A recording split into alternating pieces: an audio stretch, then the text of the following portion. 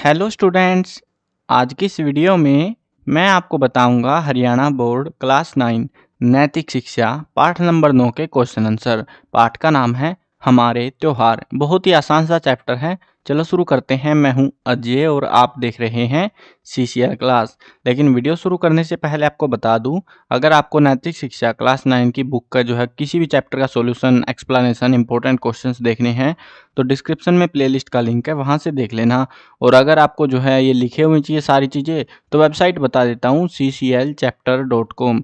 Google पे जाके search करना है और इस वेबसाइट पर आपको ये सारा सॉल्यूशन जो है कंप्लीट बुक का सॉल्यूशन, बुक की PDF सब कुछ आपको अवेलेबल करा रखा है, तो यहाँ से देख लेना। अब शुरू करते हैं क्वेश्चंस को। पहला क्वेश्चन है, इंपॉर्टेंट क्वेश्चन अगर कोई आएगा तो मैं आपको साथ में बताता चलूँगा, ठीक है। चलो पहला क्वेश्चन देखते हैं। आपका मनपसंद त्योहार कौन सा है और क्यों? देखो ये आपकी मर्जी है, आप अपने हिसाब से उत्तर दे सकते हो इसका। मेरा मनपसंद त्योहार दिवाली है क्योंकि उस दिन सभी लोग मिठाइयाँ बांटते हैं और सभी के घर रंग बिरंगी लाइटों से जगमगा रहे होते हैं। बहुत ही खूबसूरत सा दृश्य होता है, इसीलिए दिवाली पसंद है। किसी को होली पसंद होगी कि दूसरे को पानी में भिगा भिगा के फेंकना है ना। सबकी अपनी अपनी पसंद होती है, तो आप अपने हिसाब से भी इसका आंसर लिख सकते हो। अगला प्रश्न देखते हैं। भारत में मनाए जाने वाले प्रमुख त्योहार कौन कौन से हैं, उनके नाम बताने आपको। तो देखो भारत में मनाए जाने वाले प्रमुख त्योहार Holi, Diwali, Dussehra, Rakshabandhan, Eid, Muharram, Ramzan, Easter, Christmas, Good Friday, Lohri, Baisakhi, Navroz, Ramnavami, Krishna Janmashtami, Ganesh Chaturthi, Guru Parv, Buddha Purnima, Navratra इत्यादि हैं। यानी कि और भी बहुत सारे हैं, बट मेन जो हमको चैप्टर में बताए गए मैंने सारे ही नाम इकट्ठे करके लिख दिए हैं। अगला क्वेश्चन देखते हैं। हरियाणा में त्योहारों के अवसर पर किस प्रकार के खेल आयोजित किए जाते हैं? हरियाणा में त्योहारों के अवसर पर कुश्ती, दंगल और कबड्डी जैसे खेलों का आयोजन किया जाता है। इन खेलों की कई दिनों पहले से तैयारियां शुरू कर दी जाती हैं। खेल के दौरान बहुत भीड़ जुटती है जो खिलाड़ियों के मनोबल को बढ़ा देती है। अगला क्वेश्चन देखते हैं। पाठ में आए उन त्योहारों के नाम बताइए जिनमें उपवास रखा जाता है। वो है नवरात्र, रमजान, चातुर्मास्य। ये जो है जैन लोगों का है, ये मुसलमानों का है और ये हिंदुओं का जो है व्रत है, उपवास है। किन तिथियों को राष्ट्रीय पर्व के रूप में मनाया जाता है और क्यों? राष्ट्रीय पर्व यानी कि देश के लिए कोई पर्व, जैसे 15 अगस्त हो गया क्योंकि आज़ादी मिली थी, 26 जनवरी हो गया क्योंकि हमको हमारा जो संविधान था, कानून था वो लागू किया गया था, तो इन्हीं को हम राष्ट्रीय पर्व के रूप में मनाते हैं। अब यहाँ पे जो है मैंने सिंपली बता दिया, आप अपने हिसाब से भी बना के लिख सकते हो या फिर जैसे लिखा हुआ है। आज़ादी के राष्ट्रीय पर्व को 15 अगस्त और संविधान लागू किए जाने के ऐतिहासिक दिन 26 जनवरी को गणतंत्र दिवस के रूप में मनाते हैं। तो आप ऐसे प्यार से सिंपल लाइन बना के लिख सकते हो। अगला प्रश्न देखते हैं। विभिन्न पर्व हमें क्या संदेश देते हैं? अलग अलग जो त्योहार है उनसे हमें क्या सीख मिलती है? हम सभी धर्मों के लोग इस भारतवर्ष में मिलजुल कर रहें और अपनी राष्ट्रीय एकता को मजबूत करते रहें। सभी धर्मों के पर्व हमें बुराई पर अच्छाई की जीत का संदेश देते हैं। उपवास करने के क्या लाभ हैं या फिर क्या फायदे हैं? उपवास हमारे शारीरिक विकारों को दूर करते हैं, वहीं मन को भी पवित्र कर संकल्पवान बनाते हैं और आंतरिक दृढ़ता उत्पन्न करते हैं। हमारे जो मनोबल है, जो हमारे विचारों को जो ताकत है वो प्रदान करते हैं एक तरीके से। इस बार आपने दिवाली कैसे मनाई? अपने शब्दों में बतानी है आपको। इस बार हमने दिवाली खुशीपूर्वक मनाई। हमने सभी के साथ मिठाइयाँ बांटी और दीपक जलाए। इस बार हमने दीपावली प्रदूषण मुक्त मनाई। अब देखो लिखने को आप कुछ भी लिख लो भाई, वैसे सबको पता है बम पटाखे फोड़े बिना मज़ा नहीं आता। चलो आगे बढ़ते हैं। प्रश्न नंबर 9 पे आते हैं। त्योहारों पर कुश्ती, दंगल और कबड्डी जैसे खेलों का आयोजन किया जाता है।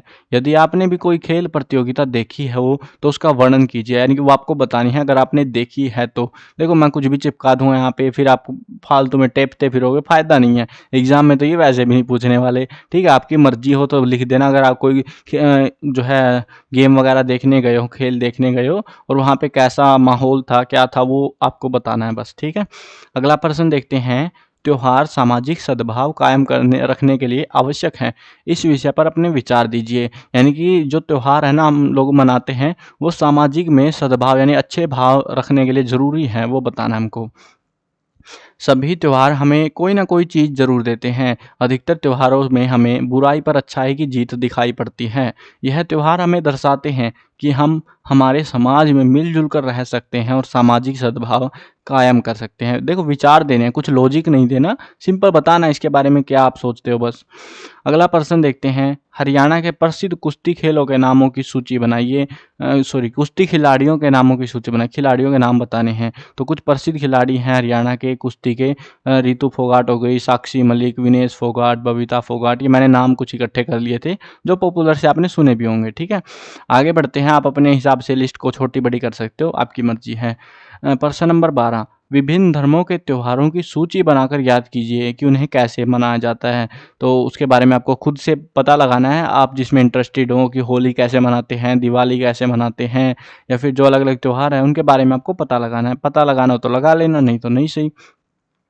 अगला प्रश्न देखते हैं, सही मिलान करें। अब सही मिलान में हमको क्या करना है कि किसके साथ क्या आएगा। जैसे राम के साथ क्या आता है, राम नवमी मनाते हैं, जन्माष्टमी मनाते हैं, ऐसे आपको मिलान करने हैं बस। जैसे पूर्णिमा है, किसके साथ, बुद्ध पूर्णिमा, आखा तीज, गुड फ्राइडे, शिवरात्रि, या फिर और कौन सी रात, हाँ शिवरात्रि है, ठीक है। और महावीर रोज किसके साथ आएगा, ये रोज का मेरे को ध्यान नहीं यार। चलो जयंती कौन, महावीर जयंती हो गई, कृष्ण जन्माष्टमी।